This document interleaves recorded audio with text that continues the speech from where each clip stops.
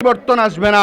সুরের পাগল না হইয়া বক্তা কি বলেন সেই কথাগুলো শুনেন, কোরআন কি বলে সেটা মানেন, আপনার জীবন সাকসেস। আল্লাহ বলেন কোরআন অনুযায়ী তোমার জীবন পরিচালনা করবা, রাসূলের সুন্নত মোতাবেক তোমার জীবন পরিচালনা করবা, দুনিয়াতেও শান্তি, পরকালে আমি আল্লাহ পাক তোকে নাজাত দিয়া জান্নাতের মেহমান বানায়া দিব।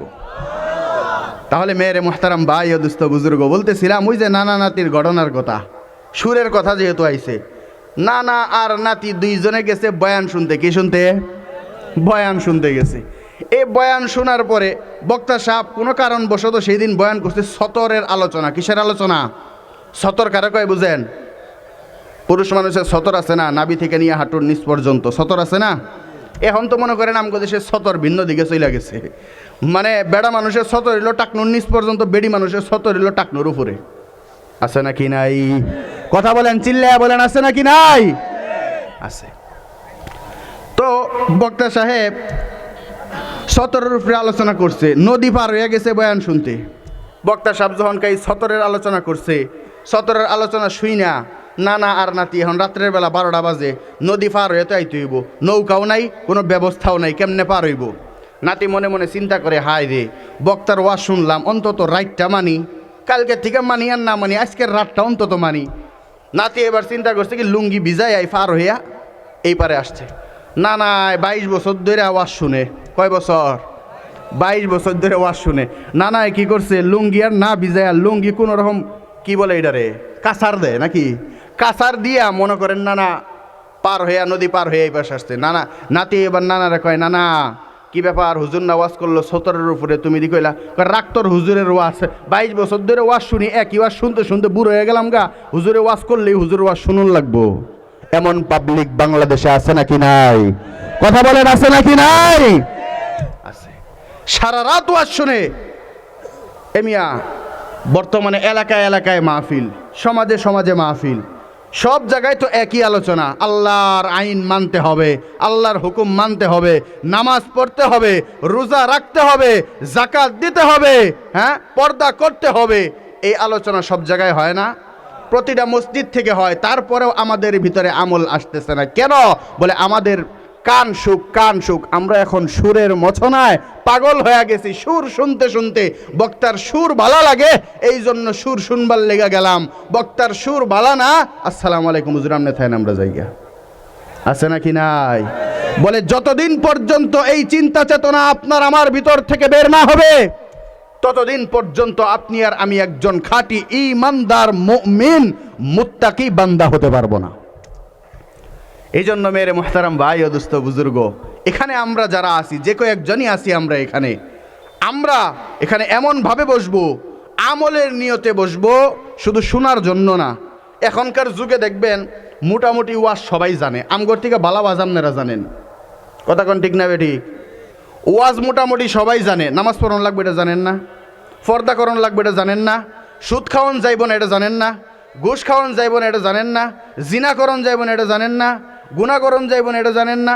বলে এখন ওয়াজ মানুষ সবাই জানে, সবাই বুঝে, কিন্তু একটা জিনিসের কমতি, সেটা হলো নিজের বাস্তব জীবনে কেউ মানতে চায় না। কথা বলেন ঠিক না বেঠিক? এই জন্য শুধু শুনলেই হবে না, বুঝলেই হবে না, শুনবো, বুঝবো এবং নিজের বাস্তব জীবনে পরিচালনা করব, মানব। আল্লাহ পাক আমাদের সবাইকে বুঝার, মানার, আমল করবার মতন তৌফিক দান করেন। সকলে বলেন আল্লাহুম্মা আমিন। মেরে মুহতারাম ভাই ও দোস্ত বুজুর্গ, আমি খুব বেশি আলোচনা করব না, অল্প সময় 2-4টা মেসেজ আমি আপনাদেরকে দিতে চাই। থাকবেন তো সবাই ইনশাআল্লাহ? থাকবেন তো সবাই? কয় না পিছনের লোক যারা, এরা মনে মনে চিন্তা করতেছে বক্তায় কোন সময় আবার টেয়া চায়, বম মারলেও এরা আর কথা কইব না, বাড়িতে কয়ে দিতে সাবধান, হেনে যায় কথাবার্তা কইও না, কারণ কোন সময় কোন দিক দিয়ে আবার হুজুর কয় টিয়া দেন। কথা ঠিক না বেঠিক? ভয় পায়েন না, টাকা পয়সা মনে হতো, টেনশনের কোনো কারণ নাই। কথা কইবেন তো সবাই ইনশাআল্লাহ? কে কে কথা কবেন আমার সাথে সমস্বরে সকলে একটা তাকবীর দেন, লিল্লাহে তাকবীর। হয় নাই, আরো জোরে বলতে হবে, লিল্লাহে তাকবীর, আরো জোরে, লিল্লাহে তাকবীর। আল্লাহ আপনি আমাদের সবাইকে কবুল করেন, বলেন আমিন। শেষ পর্যন্ত থাকবেন তো সবাই ইনশাআল্লাহ? কতক্ষণ চলবে? কতক্ষণ? শেষ কতক্ষণ? কতক্ষণ শেষ? সারা রাত। হুজুর সারা রাত বয়ান করবেন, ফজরের সময় মুয়াজ্জিন সাহেব যখন আল্লাহু আকবার কইব, নাকে তেল দিয়ে মুয়াজ্জিন সাহেব আপনার আর খায়া দেয় কাম নাই, সময়টা ফাইলে মাইক লেখা হয়ে পড়েন। না, সারা রাত ওয়াজ শুনলে লাভ নাই, ওয়াজ 1 ঘন্টাই যথেষ্ট। এত ওয়াজের দরকার নাই, এত ওয়াজ কইরাও আমরাও কোনো লাভ নাই, আপনারা যারা শুনতেছেন আপনাদেরও কোনো লাভ নাই। বলে শোনার মতো যদি 10 মিনিট শুনেন, ওইটাই যদি আপনি মানেন, একটা কথা যদি আপনি মানেন, আপনার জীবনকে পরিবর্তন করার জন্য একটা জিনিসই যথেষ্ট। কথা বলেন ঠিক না বেঠিক? মেরে মোহতারাম ভাই ও দোস্ত বুজুর্গ, আমি যে আয়াতে কারিমা আপনাদের সম্মুখে তেলাওয়াত করছি, সূরাতুল বাকারার 83 নম্বর আয়াত। কত নম্বর আয়াত? 83 নম্বর আয়াত।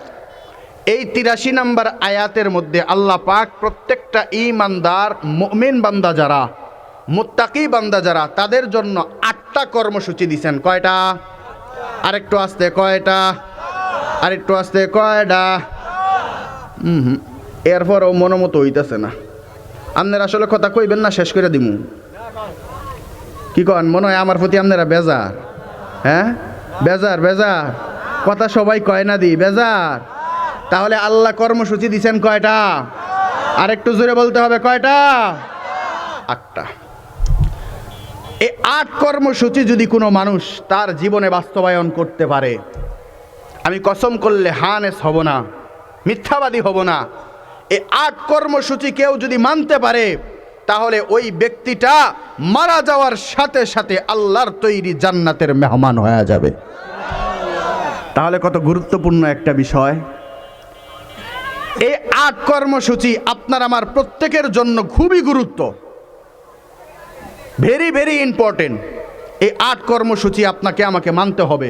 যদি মানতে পারি, প্রকৃতপক্ষের একজন ঈমানদার নিজেকে দাবি করতে পারবো। আর যদি প্রকৃতপক্ষের ঈমানদার আপনি আর আমি হয়ে যাই, আল্লাহ তাআলা জানায়া দিয়েছেন, বান্দা তোমার জন্য কোনো ভয় নাই, কোনো টেনশন নাই, মারা যাবার সাথে সাথে আমি আল্লাহ পাক তোমাকে জান্নাতুল ফেরদাউসের মালিক বানায়া দেব। সুবহানাল্লাহ। তাহলে এই 8 কর্মসূচি আমাদের শোনার দরকার আছে নাকি নাই? কথা বলেন, আছে নাকি নাই? আছে। 1 নম্বরের কর্মসূচি খুব ভালো করে বুঝবেন। আল্লাহ তাআলা বলেন, وَإِذْ أَخَذْنَا مِيثَاقَ بَنِي إِسْرَائِيلَ لَا تَعْبُدُونَ إِلَّا اللَّهَ। আল্লাহ রাব্বুল আলামিন জানায় দেয়, রে বান্দা, তোমরা যারা দুনিয়াতে গেছো, আমি দয়াময় আল্লাহ তোমাদের জন্য বড় মায়া করে, মোহাব্বত করে তোমাদেরকে দুনিয়াতে পাঠাইলাম। এ বান্দা, দুনিয়াতে যাওয়ার পর আমি দয়াময় আল্লাহ তোমাদের জন্য 8টা কর্মসূচি দিলাম। এই 8 কর্মসূচির ভিতরে 1 নম্বরের কর্মসূচি হলো, রে বান্দা, লা তা'বুদুনা ইল্লাল্লাহ। আল্লাহ রাব্বুল আলামিন জানায় দেয়, রে বান্দা, বলে 1 নম্বরের কর্মসূচি আমি দয়াময় আল্লাহ তোমাদের জন্য জানায় দিলাম, রে বান্দা, বলে লা তা'বুদুনা ইল্লাল্লাহ। বলে বান্দা, দুনিয়াতে যাওয়ার পর তুমি স্বীকৃতি প্রদান করলা, লা তা'বুদুনা ইল্লাল্লাহ, আল্লাহ ছাড়া আর কারো ইবাদত করা যাবে না। কথা বলেন ঠিক না বেঠিক? আল্লাহ ছাড়া কারো ইবাদত বন্দেগী করা যাবে না। এ মুসলমান ঈমানদার, আল্লাহ ছাড়া কেন কারো ইবাদত বন্দেগী করা যাবে না? প্রশ্ন হয়, ও মুসলমান ঈমানদার, আপনাদের কাছে জানতে চাই, আসমান বানাইলেন কে? আরেকটু আওয়াজ করে বলতে হবে, কে? জমিনের মালিক কে? হায়াতের মালিক কে? মৌতের মালিক কে? রিজিকের মালিক কে? বলে কুল কায়নাত সব কিছুর মালিক হলেন আমার আল্লাহ। এই জন্য ইবাদত করতে হবে আমার আল্লাহর। সুবহানাল্লাহ। আল্লাহ রাব্বুল আলামিন জানায় দেয়, রে বান্দা, লা তা'বুদুনা ইল্লাল্লাহ। এ বান্দা, আমি আল্লাহ ছাড়া কারো ইবাদত বন্দেগী করা যাবে না। মুসলমান ভাইরারে আমার, আল্লাহ ছাড়া কারো ইবাদত বন্দেগী করা যাবে না কেন?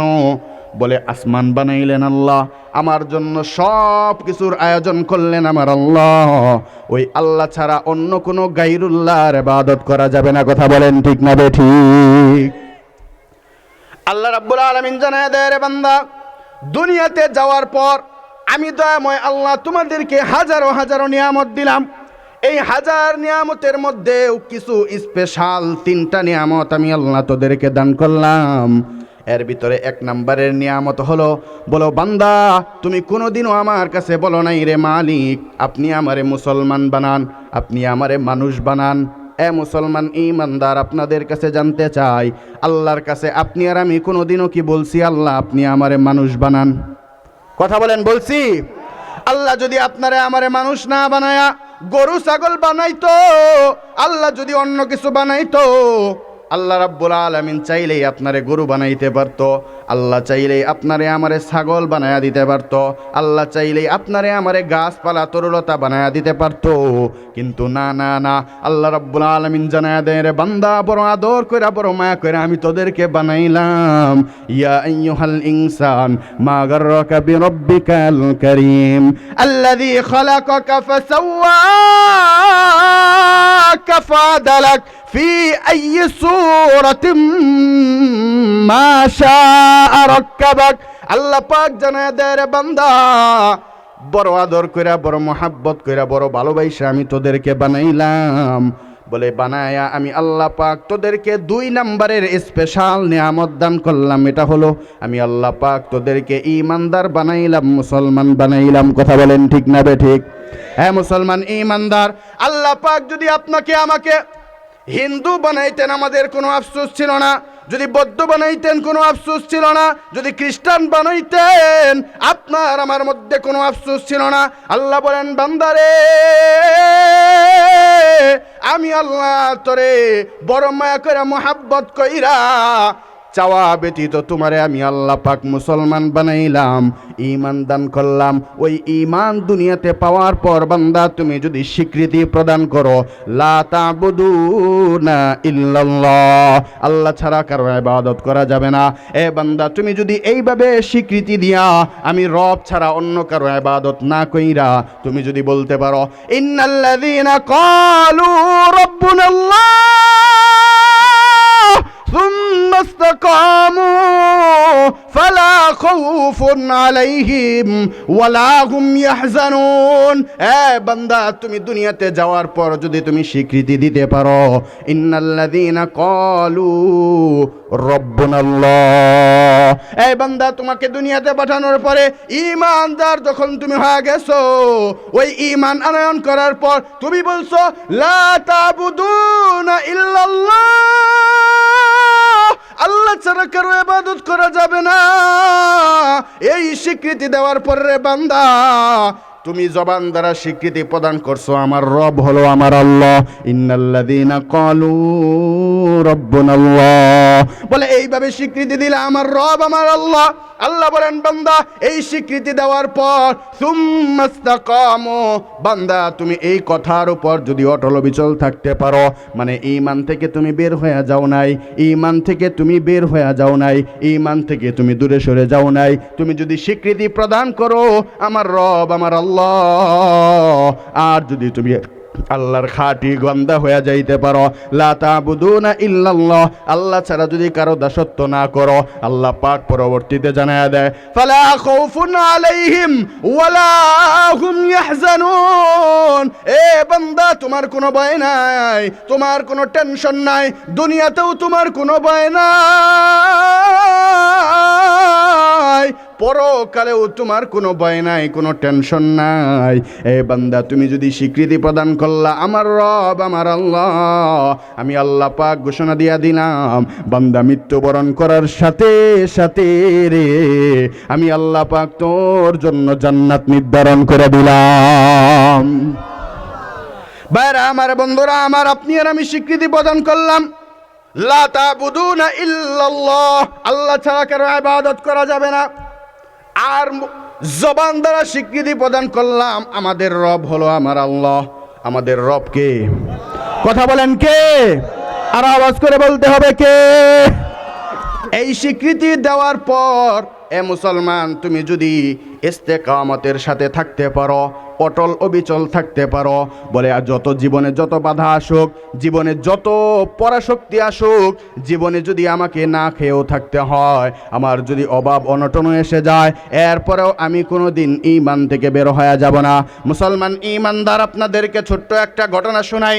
লা তাবুদুনা ইল্লাল্লাহ ইন্নাল্লাযীনা ক্বালু রাব্বুনাল্লাহ।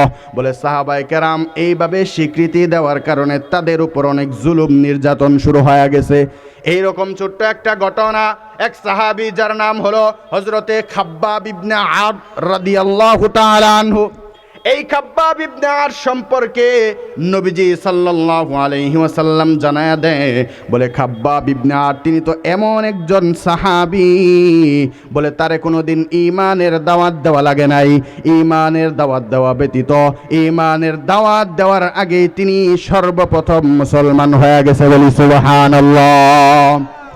বলে খাব্বাব ইবনে আদ তিনি এমন একজন সাহাবী, তারে কোনোদিন ঈমানের দাওয়াত দেওয়া লাগে নাই। আপনার আমার নবী মক্কার জমিনে ঈমানের দাওয়াত দেয়, মদিনার জমিনে ঈমানের দাওয়াত দেয়, কালেমার দাওয়াত দেয়। কালেমার দাওয়াত দেওয়ার কারণে বহু মানুষ মুসলমান হইল, বহু সাহাবী মুসলমান হইল। কিন্তু খাব্বাব এমন একজন সাহাবী যারে কোনোদিন ঈমানের দাওয়াত দেওয়া লাগে নাই। ঈমানের দাওয়াত দেওয়া ব্যতীতই তিনি মুসলমান হয়ে গেছে। সুবহানাল্লাহ। আল্লাহর নবী জানায়া দেয়, বলে খাব্বাব এমন একজন সাহাবী যারে কোনোদিন হিজরতের কথা বলা লাগে নাই। বলে অন্যান্য সমস্ত সাহাবীদেরকে হিজরতের কথা বলা লাগতো, হিজরতের কথা বলার পর তারা হিজরত করে মদিনায় চলে গেলেন। আর খাব্বাবরে হিজরতের কথা কোনোদিন বলা লাগে নাই।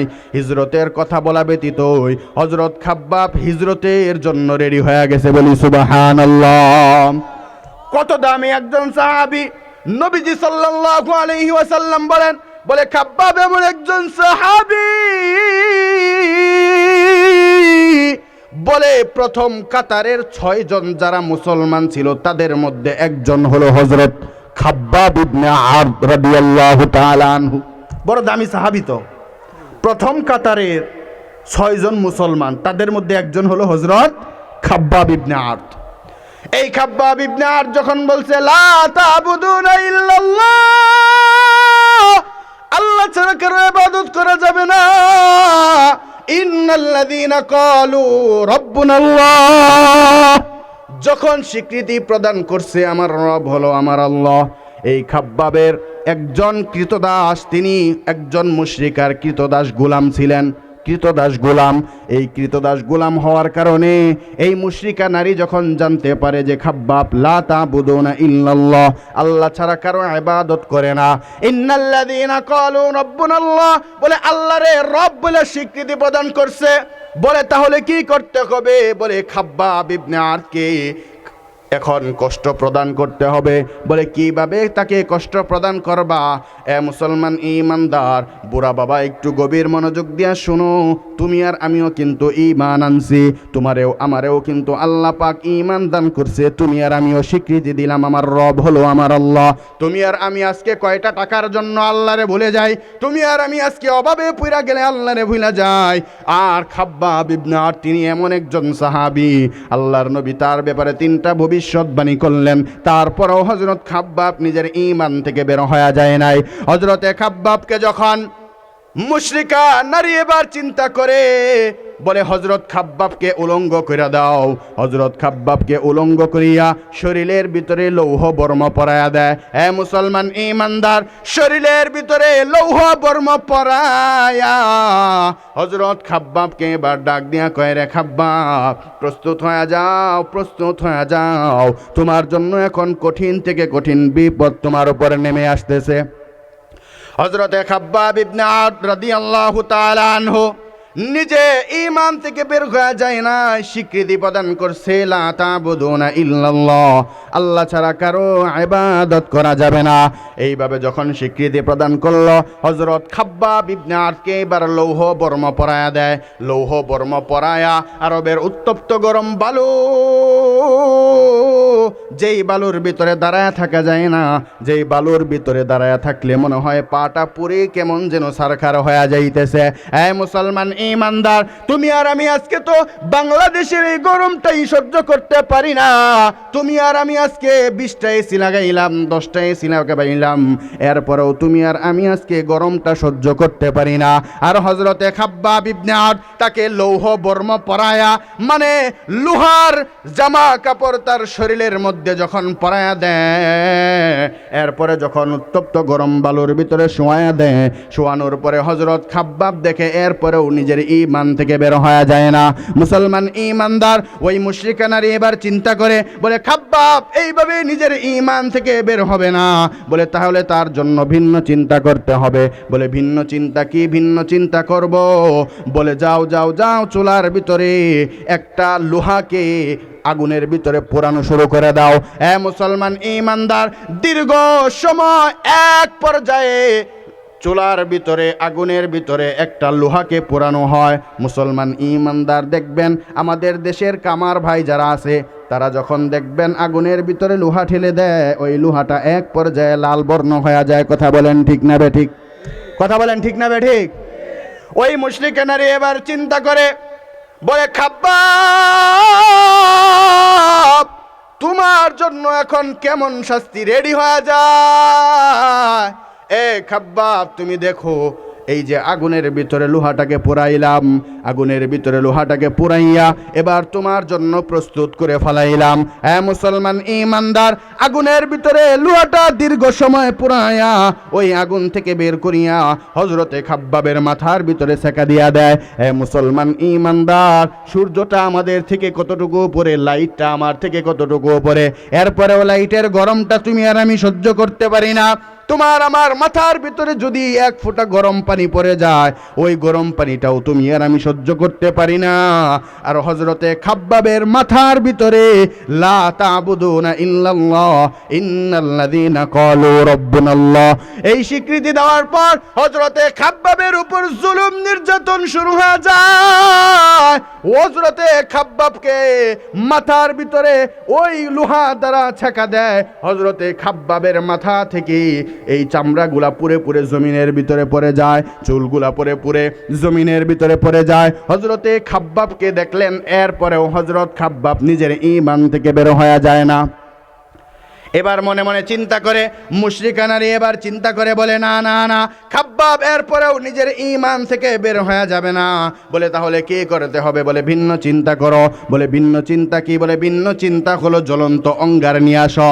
মুসলমান ইমানদার, চুলার ভিতরে লাকড়ি পুরাইতে পুরাইতে ওই লাকড়ি থেকে যেইভাবে কয়লাগুলো বের হয়, ওগুলোকে অঙ্গার বলা হয়, ওইগুলোকে অঙ্গার বলা হয়। মুশরিকা নারী এবার বলা শুরু করে দেয়, বলে জ্বলন্ত অঙ্গার নিয়ে আসা হতো। ওই জ্বলন্ত অঙ্গার গুলা নিয়ে এসে আরবের উত্তপ্ত গরম বালুর ভিতরে জ্বলন্ত অঙ্গার গুলা শোয়া দেয়। মুসলমান ইমানদার, এইভাবে যখন উত্তপ্ত গরম বালুর ভিতরে, আরবের উত্তপ্ত গরম বালু, সেখানের ভিতরে যখন এইভাবে জ্বলন্ত অঙ্গার গুলা শোয়া দেয়, শোয়ানোর পরে হযরত খাব্বাবকে এবার উলঙ্গ করিয়া দেয়। মুসলমান ইমানদার, আমাদের জমিনটা যদি গরম হয়ে যায়, সেখানে যদি আজকে তোমাকে আমাকে উলঙ্গ করে শোয়া দেয়, তুমি আর আমি কিন্তু সেখানে শুয়ে থাকতে পারি না। গরমকালে দেখবেন, গ্রীষ্মকালে দেখবেন, অনেক মানুষ আছে রোদের তাপের কারণে বিছানাটা গরম হয়ে যায়, সেখানেও কিন্তু খালি গায়ে শোয়া যায় না। কথা বলেন ঠিক না বে ঠিক? কিন্তু হযরত খাব্বাব ইবনে আদ রাদিয়াল্লাহু তাআলা আনহুকে আরবের উত্তপ্ত গরম বালুর ভিতরে যখন শোয়ায়, তিনি ঈমান থেকে বের হয়ে যায় না। তাকে যখন সেকা দেওয়া হয়, তারপরেও তিনি ঈমান থেকে বের হয়ে যায় না। এবার চিন্তা করলো ভিন্ন রূপ, বলে জ্বলন্ত অঙ্গার নিয়ে আসো। জ্বলন্ত অঙ্গার আনার পর হযরত খাব্বাব ইবনে আদ রাদিয়াল্লাহু তাআলা আনহুকে ওই জ্বলন্ত অঙ্গারের ভিতরে শোয়া দেয়। মুসলমান ইমানদার, এবার একটু চিন্তা করে দেখো, হযরত খাব্বাব ইবনে আদ বর্ণনা করেন, সাইয়্যিদিনা হযরত ওমর রাদিয়াল্লাহু তাআলা আনহু খাব্বাবকে জিজ্ঞাসা করলেন, খাব্বাব রে, তুমি মুসলমান হওয়ার পর কাফের মুশরিক বেঈমানগুলা তোমার সাথে কেমন আচরণ করছে, একটু বলো তো দেখি। খাব্বাব ইবনে আদ নিজের কোমরের কাপড়টা সরায়া দেয়, কাপড়টা সরায়া হযরত ওমরকে দেখায়া দেয়। হযরত ওমর পিছনের এই কাপড়টা দেইখা, কোমরটা দেইখা বলে, রে খাব্বাব, খাব্বাব, এটা কি কোনো কোমর নাকি? এই কোমরের মধ্যে কোনো গোশত নাই, শুধু পুরা চিহ্ন দেখা যায়, পিঠের মধ্যে কোনো গোশত নাই, পিঠের মধ্যে শুধু পুরা চিহ্ন দেখা যায়। এ খাব্বাব, আমাকে একটু বলো তো দেখি, কাফের মুশরিক বেঈমান গুলা তোমার সাথে কেমন আচরণ করলো? এবার খাব্বাব ডাক দিয়া কয়, রে উমর, লা তাবুদুনা ইল্লাল্লাহ, আল্লাহ ছাড়া কারো ইবাদত বন্দেগী করা যাবে না। আমি যখন স্বীকৃতি প্রদান করলাম, ইন্নাল্লাযীনা ক্বালু রাব্বুনাল্লাহ, আমার রব হলো আমার আল্লাহ, আমি যখন এই স্বীকৃতি প্রদান করলাম, এই স্বীকৃতি প্রদান করার পর কাফের মুশরিক বেঈমানগুলো আমাকে জ্বলন্ত অঙ্গারের ভিতরে শোয়া দেয়। শুধু তাই নয়, জ্বলন্ত অঙ্গারের ভিতরে শোয়ায় তারা ক্ষান্ত হয়ে যায় নাই, বলে আরো কিছু মানুষ আমাকে উলঙ্গ করিয়া ওই যে আমার বুকের উপর চাপা দিয়া এইভাবে ধরে রাখে, চাপা দিয়া যখন ধরে রাখে, এরপরেও তারা আমাকে শেষ করে দেয় না, ছেড়ে দেয় না। বলে তাহলে কি করলো? হযরত খাব্বাব বলেন, এই উমর, তুমি জানোনি ওই যে লা ইলাহা ইল্লাল্লাহ বলার কারণে, লা তাবুদুনা ইল্লাল্লাহ বলার কারণে, ইন্নাল্লাযীনা ক্বালু রাব্বুনাল্লাহ বলার কারণে ওই কাফের মুশরিক বেঈমানগুলো আমাকে জ্বলন্ত অঙ্গারের ভিতরে যখন শোয়া দেয়, আমি খাব্বাব এই কাজ তো হতে পারি না, আমি খাব্বাব বাম দিকেও ঘুরতে পারি না, ডান দিকেও ঘুরতে পারি না, সোজা হয়েও শুয়ে থাকতে পারি না। বলে তাহলে কি করতা? বলে এক পর্যায়ে দেখা যেত আমার পিছন থেকে চামড়াগুলা পড়ে পড়ে, চামড়াগুলা গলে গলে, গোশতগুলা গলে গলে রক্ত পুজ হইয়া ওই জ্বলন্ত অঙ্গারগুলো নিভে যেত। তারপরেও কাফের মুশরিক বেঈমানগুলা আমার ঈমানের বাতি নিভাতে পারে নাই। সুবহানাল্লাহ। এ মুসলমান ঈমানদার, আজকে তুমি আর আমি লা তাবুদুনা ইল্লাল্লাহ, আল্লাহ ছাড়া কারো ইবাদত বন্দেগী করা যাবে না, এই স্বীকৃতি প্রদান করলাম। তারপরেও কিন্তু তুমি আর আমি আজকে আল্লাহর ভুলে যাই। বলে কিভাবে? কিছুদিন আগে দেখছেন শিলাবৃষ্টি হয়েছে, কথা বলেন ঠিক না বেঠিক? শিলাবৃষ্টি হয়েছে কি হয়েছে না? বলে শিলাবৃষ্টি হইল, আমাদের দেশের কৃষক ভাই আল্লাহরে যেই পরিমাণ গালি দেয়, এত পরিমাণ গালি আর কেউ দেয় না, কথা বলেন ঠিক না বেঠিক? একজন কাফের মুশরিক বেঈমানও এত পরিমাণ আল্লাহরে গালি দেয় না যেই পরিমাণ কৃষকরা গালি দেয়। বলে কিভাবে হুজুর? বলে কিছুদিন আগে শিলাবৃষ্টি হয়, মানুষ চিন্তা করে এত সুন্দর ধান হইল, শিলাবৃষ্টি হইয়া ধানগুলা নষ্ট হয়ে যায়। বলে শীতকাল ধান শুকানোর সময় রোদ উঠে না, হঠাৎ করে একদিন উঠছে আমার বাড়িওয়ালি, এবার যখন সে ধানগুলা শুকাইতে দিছে, হঠাৎ করে বৃষ্টি আসছে, বালিওরি এবার বলা শুরু করে দেয়, বলে মরার আল্লাহর বুঝি খায়া দেয় আর কোনো কাম নাই, আমি যেদিন ধান শুকাইতে দে সেদিন আল্লাহর বৃষ্টি দেওয়ান লাগে। এমন কথা বলে কি বলে না? কথা বলেন, বলে কি বলে না? আল্লাহ পাক জানায়া দেয়, রে বান্দা এই রকম কথা বললা, এ বান্দা তুমি আমি মালিকের সাথে শিরিক করলা। আর আমার আল্লাহ ডাক দিয়া জানায়া দেয়, ইন্নাল্লাহা লা ইয়াগফিরু আন ইউশরাকা বিহি ওয়া ইয়াগফিরু মা দুনা যালিকা লিমান ইয়াশা। এ বান্দা তুমি যদি শিরিক ব্যতীত যত গুনাহ করবা, এ বান্দা আমি আল্লাহ তাআলা তোমার সবগুলো গুনাহগুলোকে maaf করে দিব। কিন্তু বান্দা তুমি যদি শিরিকের গুনাহ নিয়ে কবরে আসো, ওয়া মান ইউশরিক বিল্লাহ ফাকাদ হারামাল্লাহু আলাইহিল জান্নাহ। আল্লাহ পাক জানায়া দেয়, রে বান্দা শিরিক যাররা পরিমাণ, সরিষা দানা সম পরিমাণ শিরিক নিয়ে যদি তুমি কবরে আসো, আমি আল্লাহ পাক জানায়া দিলাম তোমাদের জন্য সারা জীবনের জন্য চিরস্থায়ী আমি আল্লাহ পাক জান্নাতকে হারাম করে দিলাম। বলি নাউযুবিল্লাহ। তাহলে শিরিক করা যাবে? কথা বলেন, শিরিক করা যাবে?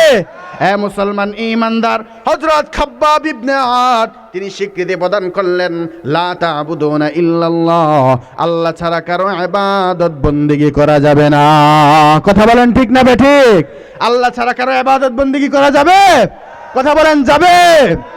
এ মুসলমান ঈমানদার, আল্লাহ ছাড়া যদি কারো ইবাদত বন্দেগী করা না যায়, তাহলে 2 দিন পর 1 প্যাকেট বিড়ি আর 1 প্যাকেট পাইলট সিগারেটের জন্য নেতার পিছে কেন ঘুরো? আছে নাকি নাই? কথা বলেন, আছে নাকি নাই? এ মুসলমান ঈমানদার, অমুক ভাইয়ের চরিত্র ফুলের মতো পবিত্র, স্লোগান দেও কি দেও না, অথচ যেই ব্যক্তি এই স্লোগান দেয় সে নিজেও জানে ও হলো এলাকার ভিতরে 1 নম্বরের লুচ্চা বদমাইশ বাটপার। কথা বলেন ঠিক না ঠিক? আহারে মুসলমান, তুমি যেই স্বীকৃতি প্রদান করলা আমার আল্লাহ জানায় দেয় রে বান্দা, বান্দা মিথ্যা কথা বলবি না। মিথ্যা কথা বললে তুই কিন্তু স্বীকৃতি প্রদান করছো লা তা'বুদুনা ইল্লাল্লাহ। 500 টাকার জন্য এক প্যাকেট আকিস বিড়ি আর এক প্যাকেট পাইলট সিগারেটের জন্য নেতার পিছে পিছে ঘুরো, আর সময় পাইলেই নেতার পা ধরে সালাম করো, এমন মানুষ আছে না নাই? আওয়াজ করে বলতে হবে, আছে না নাই? তাহলে মুসলমান ইমানদার, তুমি গায়রুল্লাহর ইবাদত করো আবার আল্লাহর ইবাদত করো।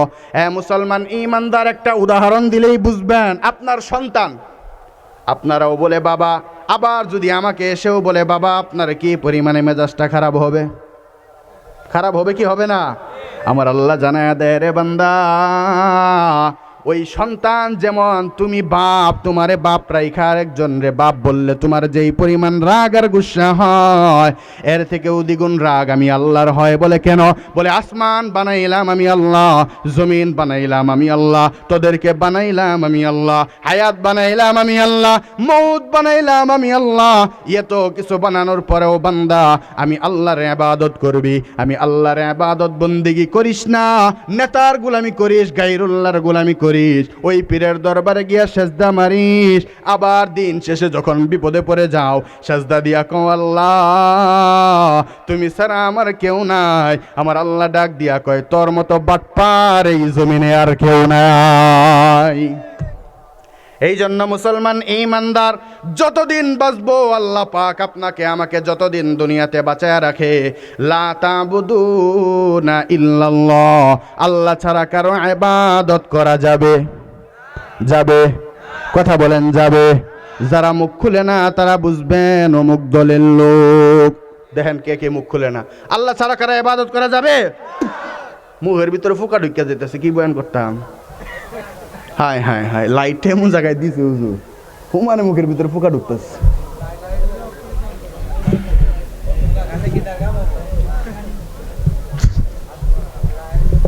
আল্লাহ আল্লাহ।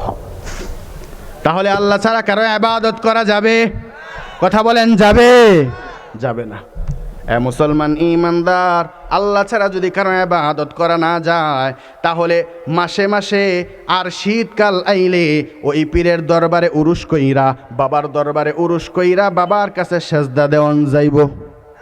কথা বলেন, যাবে? কথা বলেন, যাবে? যাবে না।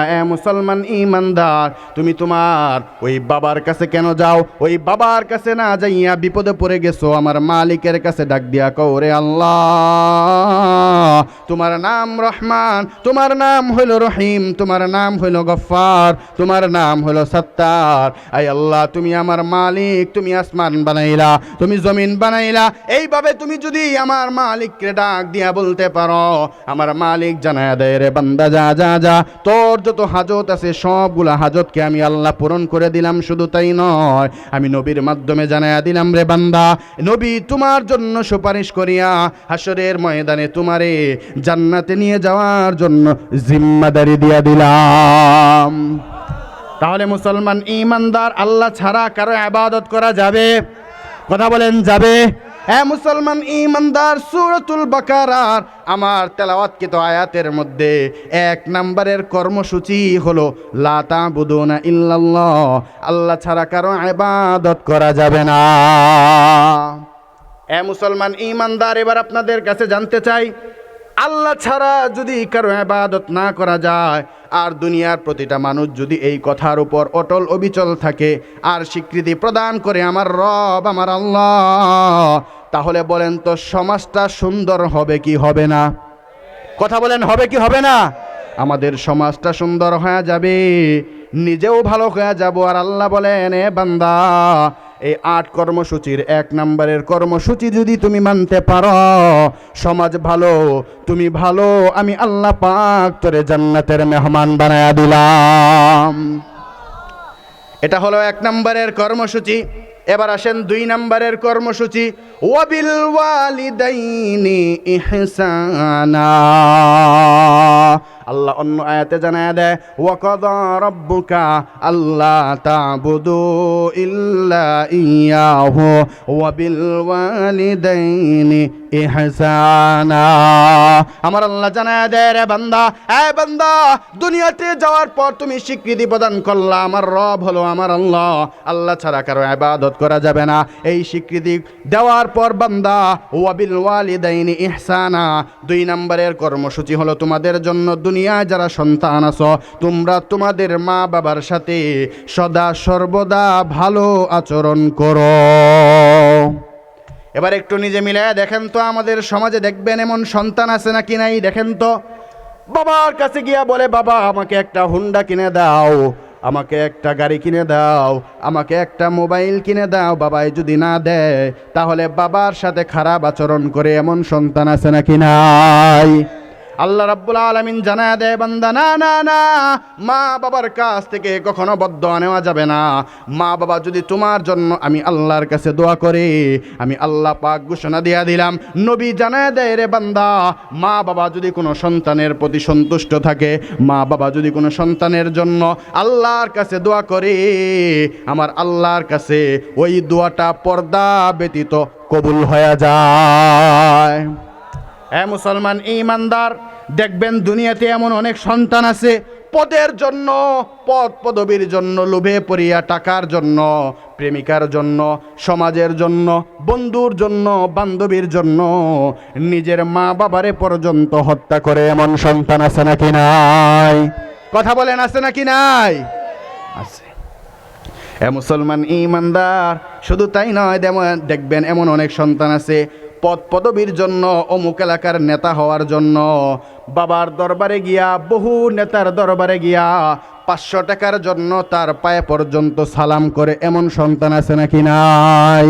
আমি ওই সকল সন্তানদেরকে বলে দিতে চাই, এ সন্তান, তুই কেন তোর নেতার কাছে গেলি? নেতার কাছে না চাইয়া তুই যদি ওই 500 টাকা দিয়া মায়ের জন্য এক প্যাকেট কেক কিনে নিয়ে যাস, বাবার জন্য 1 প্যাকেট বিস্কুট কিনে নিয়ে যাও, বাবাকে যদি গিয়া বলো, বাবা এই যে দেখা যায় আমার আর সামর্থ্য নাই, এই 500 টাকা দিয়া আপনার জন্য কেক আনলাম, বিস্কুট আনলাম, মা আপনার জন্য কেক আনলাম, বিস্কুট আনলাম, মা আপনি খান, আমি একটু তাকায়া দেখতে চাই, আমার নিজ হাতে আপনারে একটু খাওয়ায়া দিতে চাই। আমার আল্লাহ জানায়া দেয়, রে সন্তান, মা এমন খুশি হয়ে যায়, সাথে সাথে মা তোমার জন্য দোয়া করে দেয়।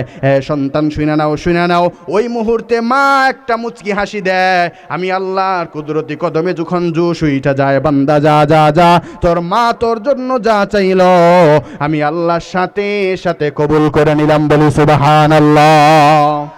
কিন্তু মুসলমান ঈমানদার, বড় আফসোস আর পরিতাপের বিষয়, আজকাল সন্তানরা মা বাবার খেদমত করতে চায় না। শুধু তাই নয়, সন্তানদেরকে বিবাহ করাইলে স্ত্রীর কুমন্ত্রণায় পইরা, শাশুড়ির কুমন্ত্রণায় পইরা মা বাবারে পর্যন্ত বৃদ্ধাশ্রমে রেখে আছে এমন সন্তান আছে নাকি নাই? যদি নাই থাকতো তাহলে বাংলাদেশে এত বৃদ্ধাশ্রম কেন? কথা বলেন, বৃদ্ধাশ্রম কেন? আমাদের কাছে অনেক মানুষ আছে, আইসা বলে, হুজুর সন্তানটাকে মানুষ করতে পারলাম না, সন্তানটাকে মানুষ করতে পারলাম না, একটু দোয়া করে দেন যেন সন্তানটা মানুষ হয়ে যায়। আমি তো বলি, তুমি যেমন আগে কর্ম করছো সেই ফলগুলা এখন ভোগ করতেছো। বলে কি জন্য? বলে এই যে চাতুটিয়া মাদ্রাসা, এত সুন্দর একটা মাদ্রাসা বানাইলো, তোমার সন্তানকে কোনোদিন তুমি মাদ্রাসায় পড়াইলা না, তোমার সন্তানকে কোনোদিন তুমি কোরআনের শিক্ষা দাও নাই, হাদিসের শিক্ষা তাকে দাও নাই, কোনোদিন নামাজের কথা বলো নাই। এ মুসলমান, তুমি জানো এই সন্তানটা হাসরের ময়দানে আল্লাহর কাছে নালিশ করে বলবে, রে মালিক, আমার মা বাবা আমারে কোনোদিন নামাজের কথা বলে নাই, আমার মা বাবা আমারে কোনোদিন কোরআনের কথা বলে নাই, আমার মা বাবা আমারে কোনোদিন পর্দার কথা বলে নাই। আয় আল্লাহ, আমার মা বাবারে জাহান্নামের সামনে রাখো, তাদের বুকের উপর দিয়া পারায়া পারায়া আমি সন্তান জাহান্নামে যেতে চাই, বলি নাউজুবিল্লাহ। এ মুসলমান ঈমানদার, আপনার সন্তানরে আপনি ডাক্তার বানান, আমার কোনো আফসোস নাই, ইঞ্জিনিয়ার বানান, আমার কোনো আফসোস নাই, আপনি যা মনে চায় তা বানান, আমার কোনো আফসোস নাই, কিন্তু আপনি যদি তাকে কোরআনের জ্ঞান শিক্ষা দিয়া, কোরআনের জ্ঞান তার ভিতরে ঢুকায়া, হাদিসের জ্ঞান তার ভিতরে ঢুকাইয়া, ইসলামের জ্ঞান তার ভিতরে ঢুকাইয়া যদি আপনি তাকে ডাক্তার বানায়া দেন, ওই ডাক্তার কোনো দিন কসাই ডাক্তার হবে না। আপনি যদি কোরআনের জ্ঞান দিয়া তাকে যদি ইঞ্জিনিয়ার বানায়া দেন, ওই ইঞ্জিনিয়ার কোনো দিন রডের বদলে বাঁশ দিবে না। কথা বলেন ঠিক না বেঠি? মুসলমান ইমানদার, এই জন্য আপনাকে আমাকে সচেতন হতে হবে। বলে কেমন সচেতন? বলে আমি যদি দুনিয়াতে ফল ভোগ করতে চাই তাহলে গাছটাও লাগাইতে হবে 1 নম্বরের গাছ। কথা বলেন ঠিক না বেঠিক? আপনি লাগাইলেন আম গাছ, আর যদি আশা করেন কাঁঠাল, এটা যেমন বোকামি। সন্তান কোরআনের শিক্ষা না দিয়া, হাদিসের শিক্ষা না দিয়া, আল্লাহর রসুলের শিক্ষা না দিয়া ওই সন্তান থেকেও ভালো কিছু আশা করাটাও তেমন বোকামি। এই জন্য মুসলমান ইমানদার, 2 নম্বরের কর্মসূচি হলো, এ দুনিয়ার সন্তান তোমাদের জন্য 2 নম্বরের কর্মসূচি হলো, তোমরা সদা সর্বদা তোমাদের মা বাবার সাথে ভালো আচরণ করো। আজকাল সন্তান মা বাবার সাথে ভালো আচরণ করে না। যদি বিবাহ করায় দেওয়া যায় তাহলে দেখবেন শ্বশুর বাড়ি থেকে কান পরা দিয়া দেয়, বলে মা বাবারে টাকা দিতে নিষেধ করে দিবি, মা বাবারে যেন টাকা না দেয়। বলে কেন কেন কেন? বলে মা বাবারে যদি টাকা দিয়া দেয় তোর সন্তানের ভবিষ্যৎ অন্ধকার হয়ে যাবে। এমন স্ত্রী আর শাশুড়ি বাংলাদেশে আছে নাকি নাই? আমনে ঘরে গ্রামে মনে হয় নাই, নাই নাই আছে। এই জন্য মুসলমান ইমানদার, 2 নম্বরের কর্মসূচি হলো নিজের মা বাবার সাথে সদা সর্বদা ভালো আচরণ করা। মুসলমান ইমানদার, মা বাবা তোমার আমার জন্য দোয়া করলে আল্লাহর দরবারে যেমন ডাইরেক্ট কবুল হয়ে যায়, আমার আল্লাহ জানায়া দেয়, নবী আপনি জানায়া দেন, মা বাবা যদি বদদোয়া করে ওই বদদোয়াটাও বিনা বাধায় আমি আল্লাহর কাছে কবুল হয়ে যায়। আপনাদেরকে ছোট্ট একটা ঘটনা বইলা বুঝাইয়া দেই। বুখারী শরীফের হাদিস 1206 নম্বর হাদিস। এই হাদিসের ঘটনা, বনি ইসরাইলের যুগে এক ব্যক্তি ছিল, তার নাম হলো জুরাইস। নাম কি? নাম কি? নাম হলো জুরাইস। এই জুরাইস অনেক বড় আল্লাহওয়ালা একটা ব্যক্তি ছিল, আল্লাহওয়ালা বুজুর্গ মানুষ ছিল। এই ব্যক্তিটা একদিন হঠাৎ করে নামাজের মধ্যে দাঁড়ায়া যায়। হঠাৎ করে যখন নামাজের মধ্যে দাঁড়ায়া যায়, মা হঠাৎ করে সন্তানকে ডাক দেয়, জুরাইস এদিকে আয়, এদিকে আয়। দেখবেন আমাদের দেশের মাগুলা মাঝে মধ্যে সন্তানদেরকে ডাক দেয়, সন্তান এদিকে আয়, এদিকে আয়। ডাকে কি ডাকে না? কথা বলেন, ডাকে কি ডাকে না? সন্তান স্কুলে যাইতেছে বা কোনো কাজ করতেছে, হঠাৎ করে মা ডাক দেয়, আব্দুর রহমান এদিকে আয়। কথা বলেন ঠিক না বেঠিক? তো মা মূর্খ মানুষ, বুঝে নাই, বৃদ্ধ মানুষ, সন্তানকে ডাক দেয়, জুরাইস তুমি এদিকে আসো। এবার জুরাইস নামাজের মধ্যে চিন্তায় পড়ে গেলেন, নামাজ ছেড়ে দিব কি দিব না, মার ডাকে সারা দিব কি দিব না, চিন্তায় পড়ে গেছেন, ভাববার বিষয়। মার ডাকে সারা দিব কি না, আমি নামাজ ছেড়ে দিব কিনা চিন্তায় পড়ে গেলেন। এক পর্যায়ে মার ডাকে সারা না দিয়া হযরতে জুরাইদ যখন নামাজ শেষ করে ফেলাইলেন, মা হঠাৎ করে বদদোয়া দেওয়া শুরু করে দেয়।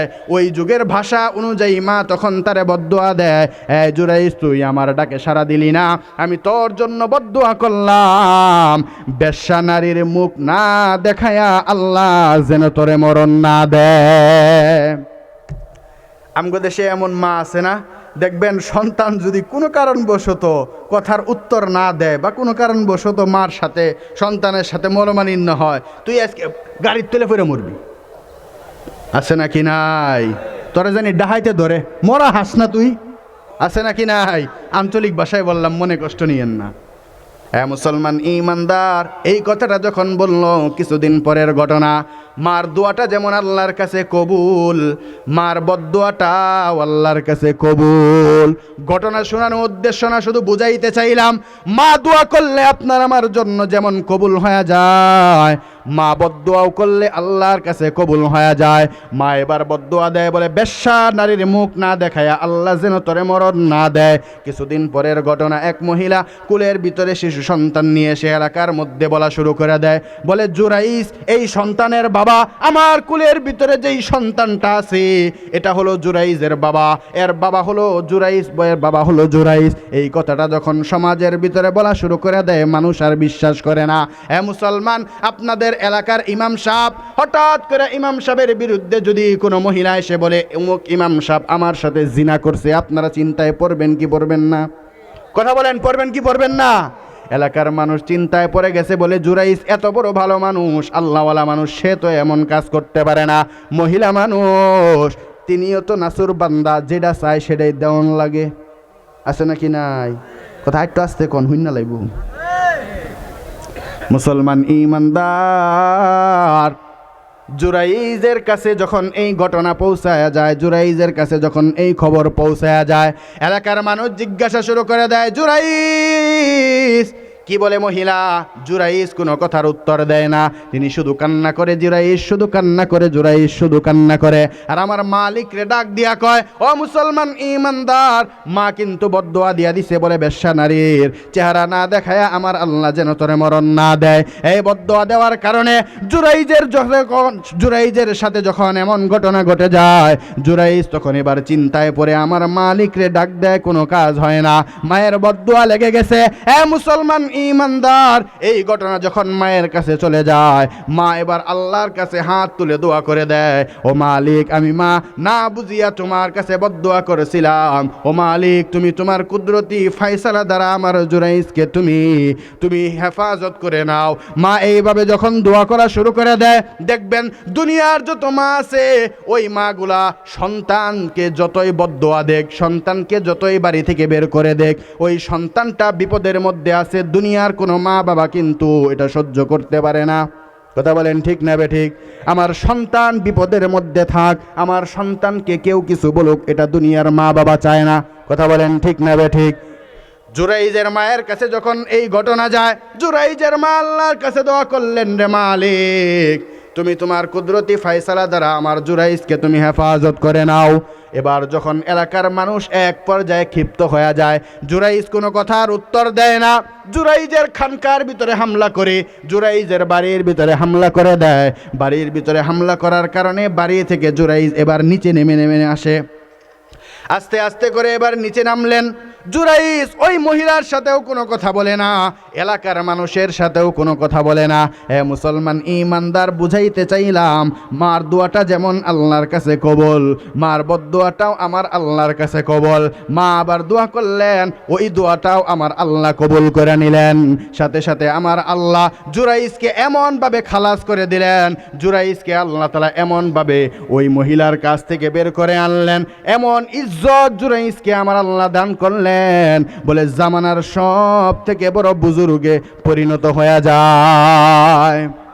মেরে মোহতারাম ভাই ও দোস্ত বুজুর্গ, ওই মা যখন দোয়া করলেন, ওই জুরাইজ বাড়ি থেকে নেমে আসলেন। নেমে এসে সন্তানের সাথে কথা বলা শুরু করে দেয়। হাদিসের কিতাবের ভিতরে লেখে, বুখারী শরীফের হাদিস 1206 নম্বর হাদিস, কিতাব খুলে দেখবেন। এই হাদিসের কিতাবের ভিতরে আছে, এই হাদিসের ভিতরে মুহাদ্দিসিনে কেরাম বলে জুরাইজের কাছে যখন যাওয়া হয়, জুরাইজ যখন ওই সন্তানের সাথে কথা বলার জন্য যায়, বলে সন্তানটা শিশু সন্তান, তার জবান দিয়ে এখনো কথা বের হওয়ার মতো হয় নাই, জবান দ্বারা কথা বলবে এই রকম উপযুক্ত সেই শিশু সন্তান হয় নাই। কিন্তু মায়ের দোয়ার কারণে আমার আল্লাহ পাক ওই শিশুর জবানের ভিতরে কথা জারি করে দিলেন। জুরাইজ এবার ওই শিশুকে জিজ্ঞাসা করতে শুরু করে দেয়, বলে, ও শিশু, বলো তো দেখি, আমি জুরাইজ তোমার বাবা নাকি অন্য কেউ তোমার বাবা? আল্লাহ পাকের কুদরতে ওই শিশুটা বলা শুরু করে দেয়, মায়ের দোয়ার কারণে ওই শিশুটা বলা শুরু করে দেয়, বলে, তুমি জুরাইজ আমার বাবা না, বাবা না, বনের অমুক রাখাল হলো আমার বাবা। আল্লাহু আকবার। মার দোয়াটা কেমন কবুল! ও মুসলমান ইমানদার, মা একবার বদদোয়া দেয়, আল্লাহ কবুল করে নেয়। মা আবার বদদোয়া করলেন, আল্লাহর সাথে সাথে কবুল করে নেয়। এই জন্য মুসলমান ইমানদার, দুনিয়ার যারা সন্তান আছো, তোমাদের কাছে আমার করজোরে বিনীত নিবেদন থাকবে, আমার আল্লাহ জানায়া দেয়, রে বান্দা, এ বান্দা, মা বাবার সাথে সদা সর্বদা ভালো আচরণ করো। বলে, মা বাবার সাথে তুমি যদি সদা সর্বদা ভালো আচরণ করতে পারো, আমার নবী জানায়া দেয়, সন্তান, তোর প্রতি যদি মার দোয়া থাকে, বাবার দোয়া থাকে, আমি নবী তোকে জিম্মাদারি নিয়ে নিলাম জান্নাতে পৌঁছানোর জন্য। বলি সুবহানাল্লাহ। নবীর সাথে জান্নাতে যাইতে চান তো সবাই ইনশাআল্লাহ? যাইতে চান তো সবাই ইনশাআল্লাহ? এটা হলো 2 নম্বরের কর্মসূচি। তাহলে 1 নম্বরের কর্মসূচি হলো লা তাবুদুনা ইল্লাল্লাহ, আল্লাহ ছাড়া কারো ইবাদত করা যাবে না। আর 2 নম্বরের কর্মসূচি হলো সদা সর্বদা মা বাবার সাথে ভালো আচরণ করতে হবে। কি হবে না? হবে কি হবে না? মুসলমান ইমানদার, আল্লাহর নবী জানায়া দেয়, বলে মা বাবার চেহারার দিকে যদি তুমি নেক নজরে তাকাও, আমার আল্লাহ তোমার আমল নামায় একটা নফল হজের সওয়াব দান করে দেয়। বলি সুবহানাল্লাহ। আজকাল সন্তানগুলো এমন হয়ে গেছে, মা অসুস্থ বিছানায় পড়া, মার খোঁজখবর নেয় না, বলে 10টা 5টা মুরগা লয়া পীরের দরবারে যায়, হুজুরের দরবারে যায়। মুসলমান ইমানদার, না না না, তার কাছে কেন যাও? তার তো খাওয়ার অভাব নাই, তুমি তোমার মারে খাওয়াও। আল্লাহ পাক সূরাতুল বাকারার মধ্যে জানায়া দেয়, ইয়াসআলুনাকা মাযা ইউনফিকুন কুল মা আনফাকতুম মিন খায়রিন ফালিল ওয়ালিদাইন। আমার আল্লাহ জানায়া দেয়, রে বান্দা, এই দুনিয়ার সন্তান তোমরা যারা আছো, তোমাদের জন্য 1 নম্বরের কর্মসূচি হলো তোমরা দুনিয়াতে গিয়ে কামাই করবা, রুজি করবা, অনেক কিছু করবা। তোমাদের এই কামাই রুজির মধ্যে আমি আল্লাহ পাক 1 নম্বরের ভাগ বসায়া দিলাম, হলাম তোমার মা এবং তোমার বাবার। মুসলমান ইমানদার, দুনিয়ার যত পার্লামেন্ট আছে দেখবেন সব পার্লামেন্টের ভিতরে কিন্তু আছে অমুক খাতের জন্য এত কোটি টাকা, অমুক খাতের জন্য এত কোটি টাকা, তমুক খাতের জন্য এত কোটি টাকা, আছে নাকি নাই? আর আমার আল্লাহর পার্লামেন্ট আরশে আজিম থেকে আল্লাহ পাক জানায়া দেয়, বান্দা, তোমার যেই খাত আছে, তোমার যে টাকা পয়সা আছে, তোমার যে উপার্জিত টাকা আছে, এই টাকা পয়সার ভিতরে 1 নম্বরের খাত হলো তোমার মা এবং তোমার বাবা। আল্লাহু আকবার। এটা আল্লাহ পাক নির্ধারণ করে দিছে। আর আজকাল সন্তান নিজের মারে টাকা দিতে চায় না, বাবারে টাকা দিতে চায় না। বাবা যদি টাকা চায়, ওষুধ খাওয়ার জন্য টাকা চায়, মা যদি ওষুধ খাওয়ার জন্য টাকা চায়, সন্তান মুখ ঘুরায়া বলে, এই বুড়ির বাচ্চা বুড়ি, তুই কেন মরিস না? দুনিয়ার সব মানুষ মরে। বলে কি বলে না? কথা বলেন, বলে কি বলে না?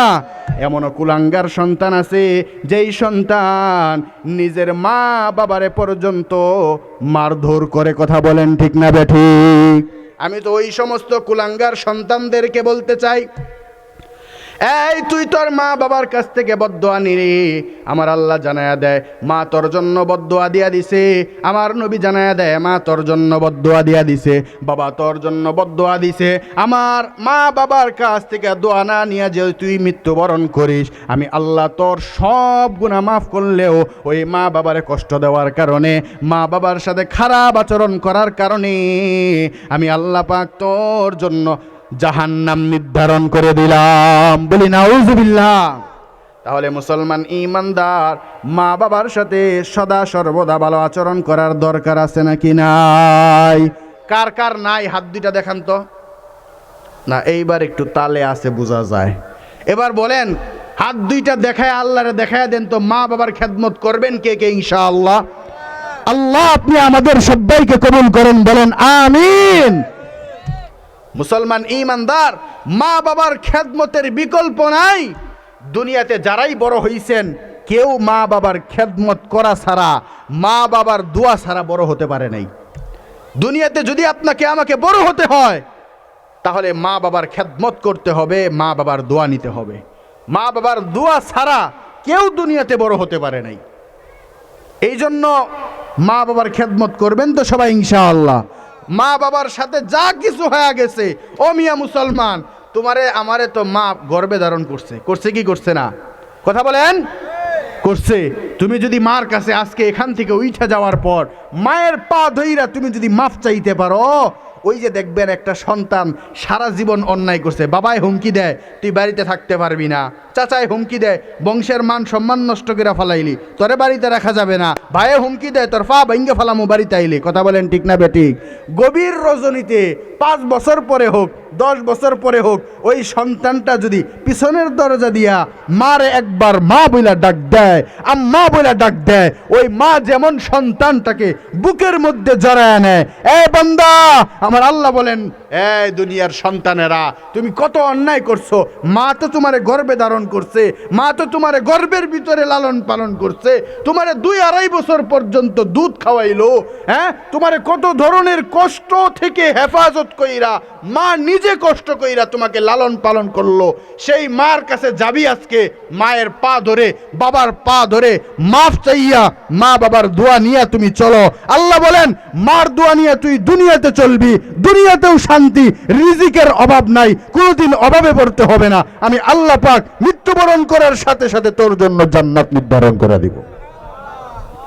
তাহলে মা বাবার খেদমত করার দরকার আছে নাকি নাই? কথা বলেন, আছে নাকি নাই? কর্মসূচি কয়টা গেল? কথা বলেন, কয়টা? এক নাম্বার কি? এক নাম্বার কি? এক নাম্বার কি? লা তা'বুদুনা ইল্লাল্লাহ, আল্লাহ ছাড়া কারো ইবাদত করা যাবে, মুখস্থ করেন সবাই। এক নাম্বার হলো আল্লাহ ছাড়া কারো ইবাদত করা যাবে, আল্লাহ ছাড়া কারো ইবাদত করা যাবে। কথা বলেন, জোরে বলেন, আল্লাহ ছাড়া কারো ইবাদত করা যাবে না। দুই নাম্বার কি? মা বাবার খেদমত করতে হবে। তিন নাম্বার কর্মসূচি ওয়াদিল কুরবা ওয়াল ইয়াতামা ওয়াল মাসাকিন।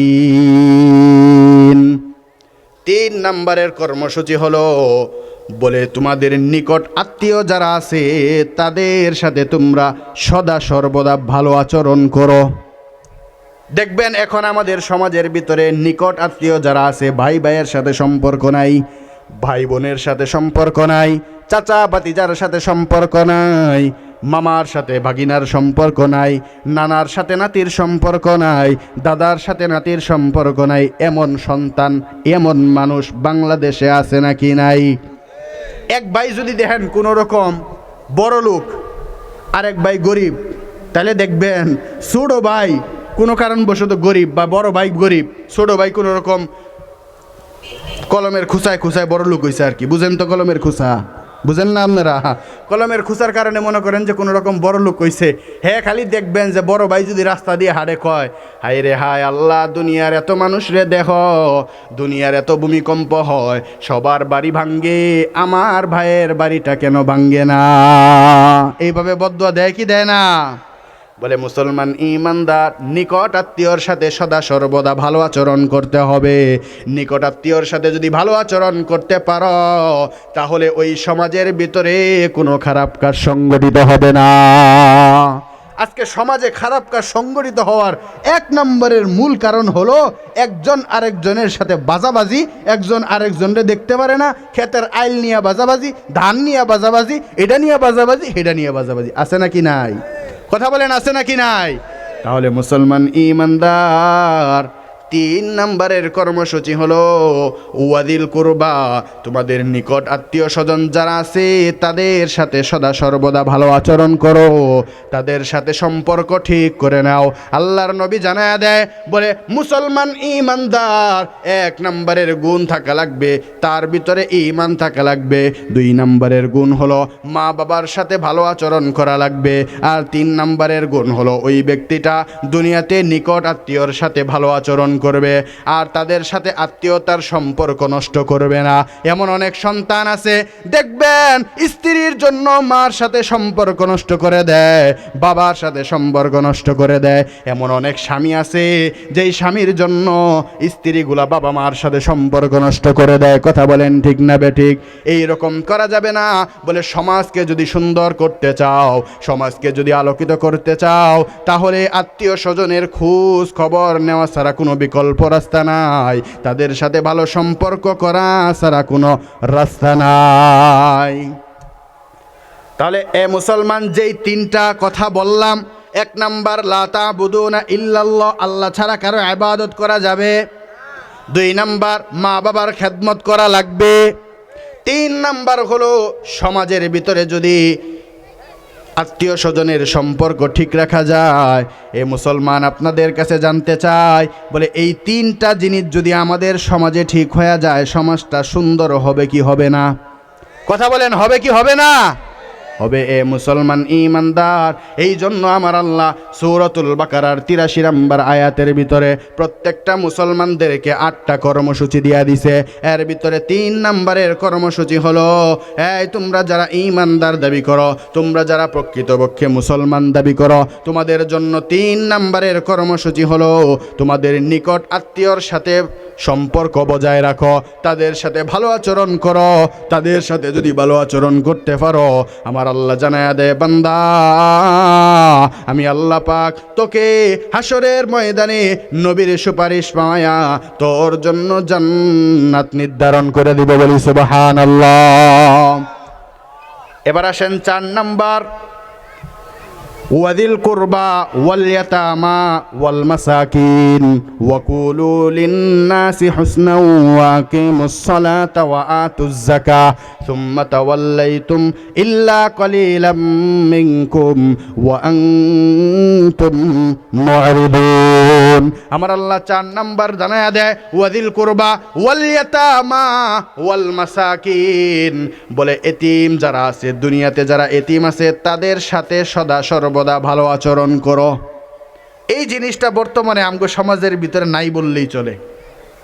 এতিমের সাথে দেখবেন দুনিয়ার খারাপ আচরণ। সম্পদ আছে যদি জানতে পারে, চাচায় তারে বাড়ি থেকে বের করে দেয়, মামায় তাকে বাড়ি থেকে বের করে দেয়। এতিমের সম্পদ আত্মসাৎকারী মানুষ বাংলার জমিনে আছে নাকি নাই? কথা বলেন, আছে নাকি নাই? প্রতিটা এতিমের সম্পদ যদি তাকে বুঝায় দেওয়া যেত, তাহলে তাকে আর কষ্ট করে দুনিয়াতে বড় হতে হতো না। কিন্তু আজকাল এতিমের সম্পদ ভক্ষণ কইরা, তার সম্পদ আত্মসাৎ কইরা আপনি আর আমি নিজেকে বড় বানাইতেছি। আল্লাহ পাক জানায়া দেয়, যারা এতিমের সম্পদ আত্মসাৎকারী ওই ব্যক্তি কশ্চিনকালেও জান্নাতে যাবে না। দেখেন তো আপনাদের সমাজে এই রকম সম্পদ আত্মসাৎকারী, এতিমের সম্পদ আত্মসাৎকারী মানুষ আছে নাকি নাই? কথা বলেন, আছে নাকি নাই?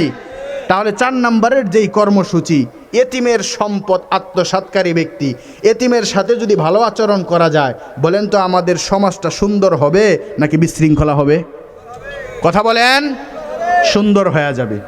এই জন্য আল্লাহ পাক জানায়া দিলেন, ওয়াদিল কুরবা ওয়াল ইয়াতামা, এতিমের সাথে ভালো আচরণ করো, তাদের সাথে খারাপ দুর্ব্যবহার আচরণ কইরো না। কেন? কারণ এতিমের যেই হক আছে এটা স্বয়ং আমার নবী বুঝাই দিয়া গেছেন। কেন? আপনার আমার নবীও কিন্তু এতিম ছিলেন। কথা বলেন ঠিক না বেঠিক? আপনার আমার নবীও এতিম ছিলেন। এই জন্য এতিমের কষ্টটা আপনার আমার থেকে আমার নবী ভালো বুঝছেন। এই জন্য এতিমের যেই সম্পদ আছে, এতিমের যেই হক আছে, এই সমস্ত জিনিসের কথা কোরআন এবং হাদিসে স্পষ্ট আকারে বর্ণনা করা আছে। আজকাল দেখবেন আমগো সমাজের ভিতরে এক সমস্যা আছে, এতিমের সম্পদ মনে করেন যে ওই জায়গায় 1 বিঘা আছে, চাচার পাশের ক্ষেতেই আছে হইল 5 বিঘা। ওই 1 বিঘারে কেমনে দখল করন যায়, খালি ক্ষেতের আইল 2 দিন পর পরই পাল্টায়। আছে নাকি নাই? কথা বলেন, আছে নাকি নাই? এই রকম মানুষ বাংলাদেশে অভাব নাই। এই জন্য মেরে মুহতারাম ভাই ও দুস্থ বুজুর্গ, এতিমের মাল আত্মসাৎ করা যাবে? জোরে বলেন, যাবে?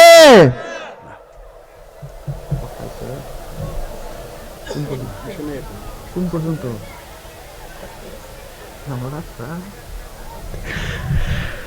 আচ্ছা, আল্লাহু আকবার, একটু জিকির করি। লা ইলাহা ইল্লাল্লাহ, লা ইলাহা। কথা তো এমন সুন্দর ছিল, আমার নবী যখন সুন্দর করে কথা বলতেন, কাফের মুশরিক বেঈমানগুলা নবীর কথা শুইনা সাথে সাথে ঈমান এনে মুসলমানদার হয়ে যেতে, বলি সুবহানাল্লাহ। আপনি আর আমি মুসলমান, ঈমানদার, আমার আপনার কথাটা সুন্দর হওয়া চাই বলে একজন মুসলমান আর একজন মুসলমানের সাথে সদা সর্বদা হাসি মুখে কথা বলবে। আপনাদেরকে ছোট্ট একটা ঘটনা শোনাই। মক্কার একজন জাদু করেছিল যার নাম হলো জিমাত। এই জিমাত যখন মক্কার অনেক বড় একটা জাদুকর, আমার আল্লাহ তারে এমন একটা ক্ষমতা দিছিলেন। বলে কেমন ক্ষমতা? বলে ক্ষমতাটা হলো জিমাত যদি কাউরে জাদু মন্ত্র পইরা ফু দেয়, ওই ব্যক্তিটার সাথে সাথে ভালো হয়ে যায়। এইরকম ফুবাস লোক বাংলাদেশে আছে না? দেখবেন বহু মানুষ আছে কিচ্ছু জানে না, নামাজ নাই, রোজা নাই, পর্দা পুশিদার কোনো কিছু নাই, হেও নাকি পীর। আছে নাকি নাই? হে পীর না ভণ্ড? কথা বলেন, পীর না ভণ্ড? ভণ্ড। তো এই মক্কার জিমাত অনেক বড় একটা জাদুকর। এর কাছে মক্কার কাফের মুশরিক বেঈমানরা কয়, বলে মক্কাতে মুহাম্মদ নামে এক ব্যক্তি আছে, এই ব্যক্তিটা হইল পাগল, মাজনুন। সকলে বলি নাউজুবিল্লাহ। এই কথাটা বলার পর তাই নাকি মুহাম্মদ পাগল? বলে হ পাগল। তাহলে কি করতে হবে? আমরা তো জানি তুমি জারফুক করলে মানুষ ভালো হয়ে যায়, তোমার সাথে যদি মুহাম্মদের দেখা সাক্ষাৎ হয় তাহলে তুমি তারে একটু জারফুক দিও, আমাদের বিশ্বাস তোমার জারফুকের কারণে মুহাম্মদ সুস্থ হয়ে যাবে। কয় ঠিক আছে। কিছুদিন পরে রাসূলুল্লাহর সাথে জিমাদের দেখা হয়েছে। দেখা হওয়ার পরে এবার জিমাত মুস্কি মুস্কি হাসে আর কয়, মুহাম্মদ তোমার ব্যাপারে শুনছি, আমি আগেই শুনছি, তোমার ব্যাপারে আমি শুনছি, মানুষ আমারে বলছে তুমি পাগল, নাউজুবিল্লাহ। বলার পরে বলে তাই নাকি? বলে কি শুনছো? বলে শুনছি তুমি পাগল, তবে আমার বিশ্বাস আমি যদি তোমাকে জারফুক করি আল্লাহ আমার জারফুকের কারণে তোমারে সুস্থ বানায়া দিবে। দেখেন কত বড় নির্বোধ। হ্যাঁ, নিজে জারফুকও করবো আবার সুস্থ বানাইবো কে? কথা বলে না, সুস্থ বানাইবে কে? কোন পীরের দরবারে গেলে সুস্থ হবে? কোন মাজারে গেলে সুস্থ হবে? সুস্থ হবে না। সুস্থ বানাবেন কে? আল্লাহ। তার আবার এই বিশ্বাসও আছে, সে কিন্তু কাফের, তার এই বিশ্বাসও আছে যে তার জারফুকের কারণে আল্লাহ তারে কি বানায়া দিবে? সুস্থ বানায়া দিবে। রাসূলুল্লাহ তখন হাসতে শুরু করলেন। তখন রাসূলুল্লাহ বলা শুরু করলেন, ইন্নাল হামদালিল্লাহ নাহমাদুহু ওয়া নাস্তাঈনুহু ওয়া নু'মিনু বিহি ওয়া নাতাওয়াক্কালু আলাইহি ওয়া নাস্তাগফিরুহু ওয়া নাউযু বিল্লাহি মিন শুরুরি আনফুসিনা ওয়া মিন সাইয়্যাতি আমালিনা। মানে আমরা বক্তারা যেই খুতবাটা পড়ি না বয়ানের আগে, এইরকম রাসূল খুতবা পড়া শুরু করে দিলেন। এরপরে রাসূল বলতে বলতে এক পর্যায়ে বললেন, মাইয়াহদিল্লাহু ফালা মুদিল্লা লাহু ওয়া মাইয়ুদ্লিলহু ফালা হাদিয়া লাহু। মানে রাসূল বুঝাইলেন, বলে একমাত্র প্রশংসা করব আমার আল্লাহর, আল্লাহ ব্যতীত আর কারো প্রশংসা করব না।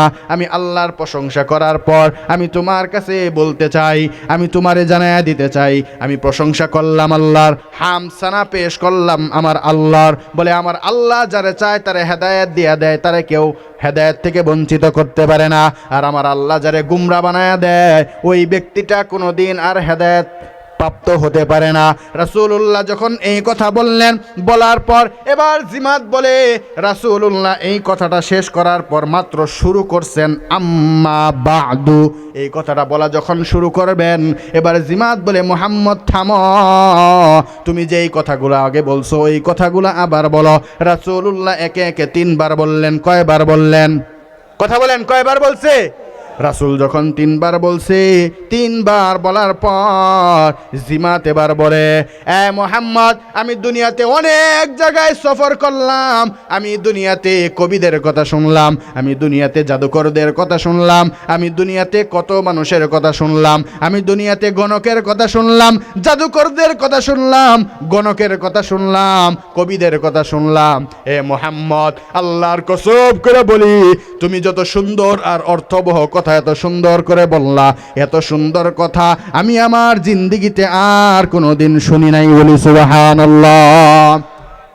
আল্লাহ কুরআনুল কারীমের মধ্যে জানায়া দেয়, ওয়ামান আহসানু কওলাম মিম্মান দাআ ইলাল্লাহি ওয়া আমিলা সালিহান ওয়া ক্বালা ইন্নানি মিনাল মুসলিমিন। বলে বান্দা, দুনিয়াতে একে অপরের সাথে যখন তোমরা কথা বলবা তখন হাসি মুখে সুন্দরভাবে কথা বলবা, তাদের সাথে রাগ গুসা নিয়ে কথা বলবা না, তাদের সাথে খারাপ আচরণ করে কথা বলবা না। মুসলমান ঈমানদার, ওই জিমাতকে যখন আমার নবী এত সুন্দর করে কথা বললেন, জিমাত এবার বলে, আল্লাহর কসম করে বলি মুহাম্মদ আমি দুনিয়াতে কবিদের কথা শুনলাম, দুনিয়াতে গণকের কথা শুনলাম, দুনিয়াতে কত মানুষের কথা শুনলাম। ও মুহাম্মদ আল্লাহর কসম করে বলি, তোমার মতো এত সুন্দর কথা আমি জিমাত ইতিপূর্বে আর কোনোদিন শুনি নাই। মুহাম্মদ হাতটা বানায়া দাও, আমি তোমার হাতে হাত রেখা মুসলমান হয়ে যেতে চাই।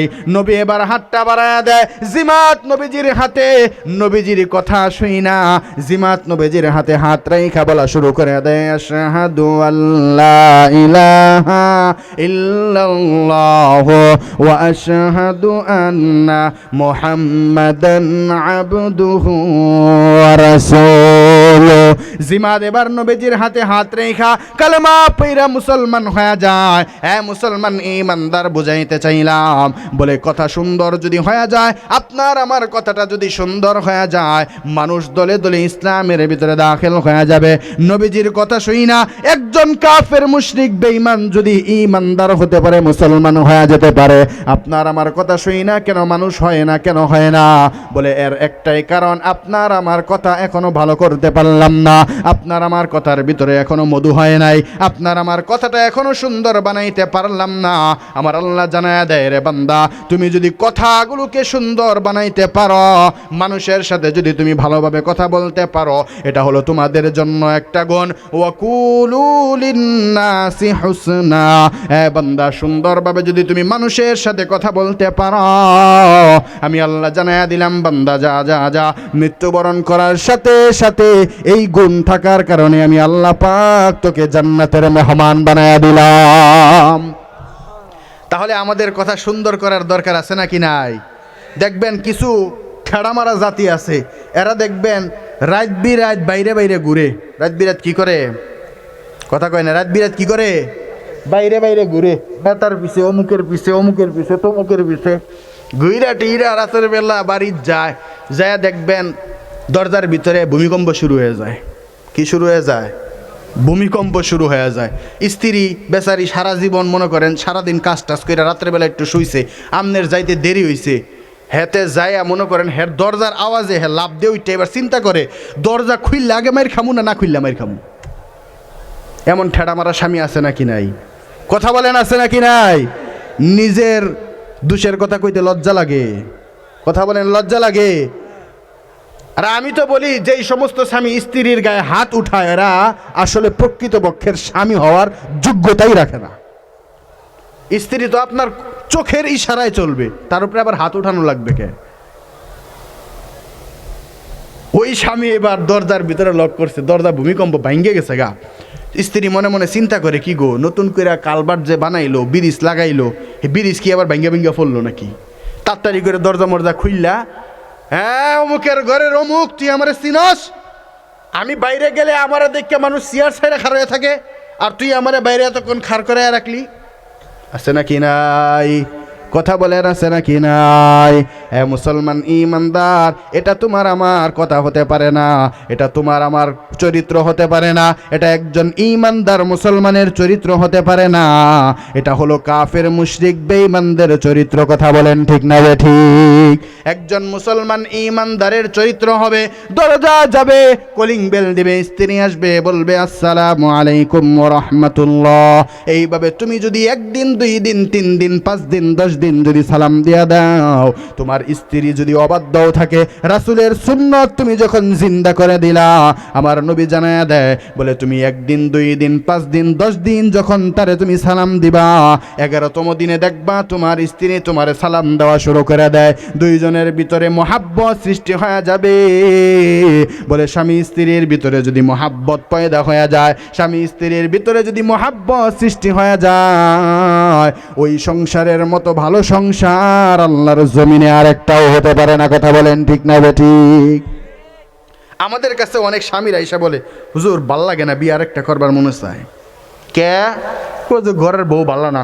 আরে খাইচ্ছাদের খাইচ্ছত ঘরের বউ ভালো হইব কেমনে? তুই যে বাইরে যাই আরো 10টা 5টা লিয়ে ঘুরস, তোর বউ যে তোর ঘরে গেলে খাইবার দেরি তো মেলা। কথা কোন ঠিক না বে ঠিক? বাইরে যায় হেনে যায় কয়, আরে তোমারে দেখলে আমার আর বালা লাগে না। আছে না নাই? কথা বলেন, আছে না নাই?